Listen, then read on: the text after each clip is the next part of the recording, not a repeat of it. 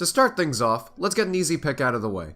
Love him or hate him, Crow has definitely left his mark on the franchise in his multiple appearances. He also ended up just straight up winning the entire cross-anime tournament X and O, so he's canonically the best deck builder in the history of the anime. Bet you didn't see that one coming. Granted, this card would not have helped him, and makes me glad we didn't take his manga counterpart into consideration. Black Feather, which is what they call Blackwings in the OCG, fun fact, Dark Rage Dragon, is the manga's version of Black Winged Dragon, and the effect is just as bland as his I'm 13 and this is edgy name. When you take 400 or more damage while he is on the field, your deck is milled for every 400 life points you lost, and he gains 400 attack for each monster milled by this effect, rather than each card milled for whatever reason. Well, yes, milling the deck is a valuable resource, given the graveyard is basically a second hand for some decks, and Dragon Rulers could make this thing easily in their heyday. There are other cards you'd rather use to send cards from the deck to the graveyard rather than this Goth Chicken Beak Dragon. I mean, it's mill based on any kind of damage, so I guess you could burn yourself for a big mill with this guy out. Or you could just play Needlebug Nest and Utopia for your mill and your beat stick. That would probably be much more optimal. So, y'all remember Rin and how her archetype of Wind Witches was able to hold up against Yugo, even though in real life it was merely there to make indestructible crystal wings and also just kind of be boring? Well, what if I told you her actual Synchro boss monster was tremendously lackluster? For you see, Wind Witch Winterbell in the anime is definitely a major downgrade from the real life version. Rather than being semi-generic and having a decent burn effect on top of a somewhat decent special summon from hand effect, all the anime version seems to be is a version that specifically takes Wind Witches to make, and has you copy the effect of a level 4 lower Wind Witch in the graveyard. And out of the two monsters that you could use this for, you kinda just go for Ice Bell, because it burns for 500, if it was normally special summon this turn. So Winterbell can only benefit from that effect once while on the field. It is a horribly specific Hinotama. What a boss monster, Rin. Good deal. Fantastic. Now can you just summon Fusion Parasite so it becomes something useful? You run Parasite generators. Just get those out. You can make your Fusion, who's really cool. Back to Crow again. We now get the honor of picking one of his many Assault Blackwing Synchros from Arc 5. Well, out of these armored birds, I'm gonna cut out the vanilla, the pair of chicken to fry tonight are 2 out of the 3 brothers of the White Rainbow. Of course, I'm referring to Kuniyoshi and Kunisada of the White Rainbow. Both of these are level 3 synchros with sad effects that even hurt you to a degree. As in the game, but they do kinda hurt me to read in the same way it hurts to eat a soggy cracker. It's bland. Starting with the better of the two, Kuniyoshi has the ability to become a synchro tuner if its materials were Blackwings, given that was Crow's gimmick for Arc 5 for whatever reason, and also its unique effect to send a Blackwing from the hand to the graveyard for 300 burn. Really the graveyard setup the Blizzard the Far North so desperately needed. Maybe you can use Black Feather Dragon instead. Now for Kunisada, who at first seems better as it lets you recycle a level 3 or lower Blackwing from your graveyard to boost your Blackwing synchros by that monster's attack until the end of the opponent's next turn. However, putting aside how the highest these values are between 1200 and 1400, with the targets ranging from combo extenders to Kalute and even Gale the Whirlwind, the main kicker is that the stat gain doesn't even matter in the grand scheme of things, as Kunisada makes you lose your battle phase for that turn should you even dare ask for recycling. Not only does this bird take more work than needed to make, the stat gain is not even a factor unless you force the opponent to attack the boosted monsters. All around, Kuniyoshi is a disgrace to the flock, and you'd be better off sticking to other Assault Blackwings, like Raikiri, the literal only reason Arc 5 Crow is worthy of winning an entire tournament of 128 characters.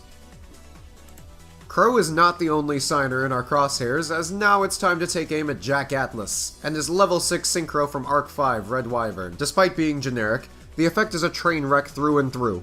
You see, while normal Red Wyvern can pop the strongest monster on the field during either player's turn, the anime version can do something comparable if you don't think about it, as your opponent needs to have 2 monsters stronger than it, and you can only destroy one of them, that being the one with the highest attack with you choosing if it's a tie. Needless to say, Red Wyvern's effect is spicy trash, given not only is it locked to your opponent's turn for whatever reason, but also they need 2 monsters stronger than it, meaning that either way, the opponent will have something in order to get over it. This feels like another dragon deck with red in the name. too horribly specific to ever really work out or be anything but a laughingstock from the phrase, "Ha! Look at this Duel Links meta over here."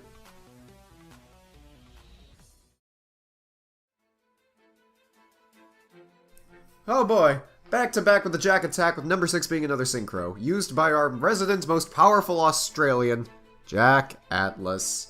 This time it's actually Crimson Blader. Crimson Blader is much like Blaze Phoenix from the previous list. Good monster from the past with a solid effect that saw played in actually good meta decks. But it's brought down by a horrid anime-only condition.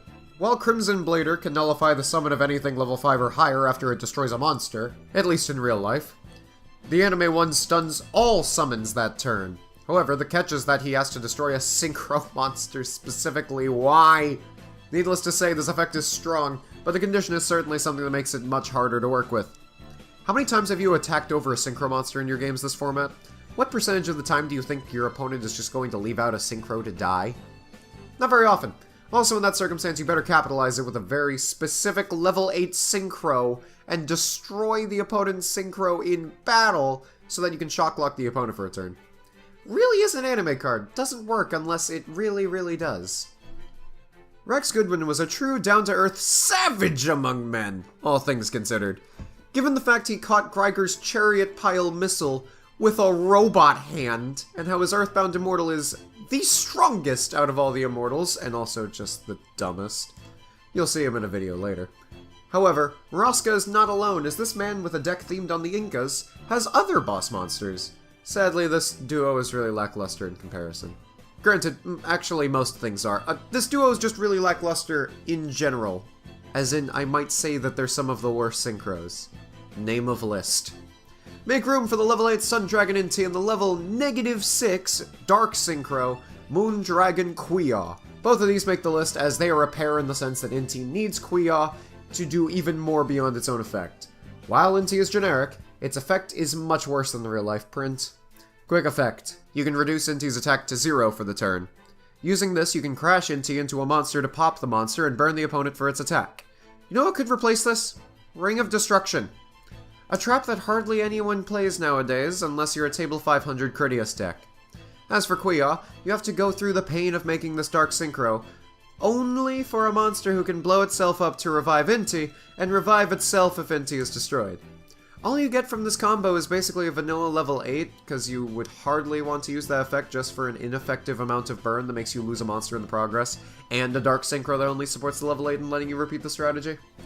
There's something to be said about the fact that these cards do have explicit synergy with one another, and it's sad that that's an actual big thing in the world of anime monsters. The idea that cards used together should be used together. But honestly, there are so many other better ways to burn the opponent. This crap gets outclassed by Marshmallow and Wave Motion Cannon. Come on, Goodwin. Let's play some cards, friends. Not the Yu-Gi-Oh! Trading card game as distributed by Konami, but Hanafuda. In fact, they made these cards in Archetype in Arc 5 in the Synchro dimension by Mr. Enjai, also known as Shojiro Tokumatsu. Boy, a lot of mentions to Arc 5 in this list.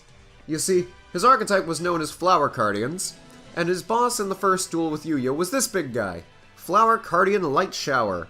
However, his anime version was not exactly the strongest, especially compared to its actual printing. Light Shower is a level 8 Synchro with 3000 attack and 3000 defense and takes 1 tuner and 2 or more non-tuners.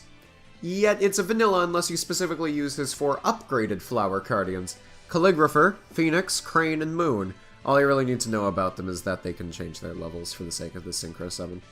What you get from it is, Light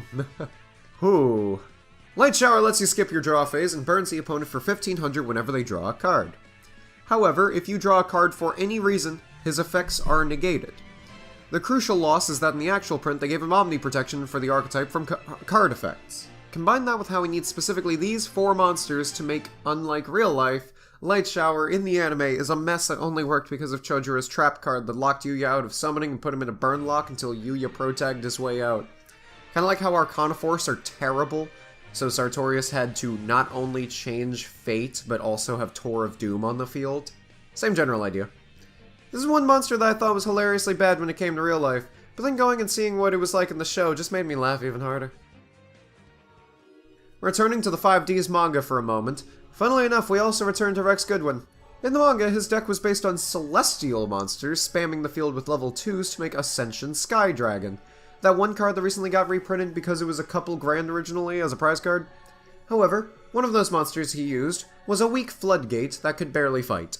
Celestial Tuner isn't even a tuner, first off, which should be a crime in and of itself. It makes the list just based on that fact alone. But its actual effect and stats are the real treat. While Tuner is on the field, non-Synchros cannot attack. And if Tuner does battle, don't fret because he can double his attack for that battle till the end of the damage step. Which would be decent if his attack wasn't comparable to Mushroom Man. Literally anything stronger than a goddamn non-boosted Geogenics can get over this thing with no issues. Sure, it kinda has protection, but it's the laziest thing you can call protection. Might as well say it can't be targeted on Tuesdays. Ho ho ho, don't you think we forgot about the biggest signer of them all, you say? The guy's got plenty of options for us to pick from concerning his Synchro Warriors. But out of them, the biggest loser had to be Gravity Warrior from the manga. While generic and gaining 500 attack for every monster the opponent controls, the real crap shows in his other effect. Whereas in real life it can make an opponent's defense position monster switch to attack and force an attack from it, the manga one can only make any monster they have attack you, even if the target already attacked. Only useful tactic I could see for this would be with making them switch a stall monster to attack and then attack the beefed up Synchro if it's the only thing you would have on the field. You could even make a deck around this gimmick for a real laugh. It would be if Gravity Warrior didn't decide to erase himself from the board at the end of the battle phase. You heard that right! If you use his effect, he dies at the end of the battle phase. Meaning RIP to your work making him. May I suggest you invest in Goyo Predator, or even Post-Erotic Guardian, seeing as they won't die on you for doing their job. But, speaking of Goyos, number 1 was no contest. This monster only appeared for a brief time in Arc 5, and was used by Sector Security and their Jutei monsters to make a wave of Neo Goyo cards, inspired by Trudge's Ace monster. So, who's the lucky loser? Is it Predator? No, he's good. Is it King? No. Is it Defender? Man, you never played Quasar with this thing. That thing's fun. It's good. It doesn't make the list. No, the number 1 worst synchro is Goyo Catapult. Get a load of this effect right here. Once per turn, you can send a monster from your hand to the graveyard in order to burn the opponent for 600 life points. Yep, we're done reading the text. The only purpose they served other than reducing Riley from 2,000 to 200 life points, because there were 3 sector security guards who all had Goyo catapults on the field, was for Riley to say screw this and use a combination of Fusion, Synchro, and Xyz to create her 3 Earth CCC monsters, to which she then proceeded to destroy the security guards via triple OTK. When your only purpose is to do minimal burn once per turn that's weaker than Ukazi, and be a catalyst for CCC of all things to go off with a triple OTK, you deserve the title of the worst anime synchro monster hands down. You deserve that spot the most, however, if you have your 2 buddies who do everything you were made to do, and then you all get murdered by the most circumstantial deck I've never talked about. Maybe it's good enough for a video one day. Gay marriage? Ah, come on. 2 halves can't make a hole without a hole.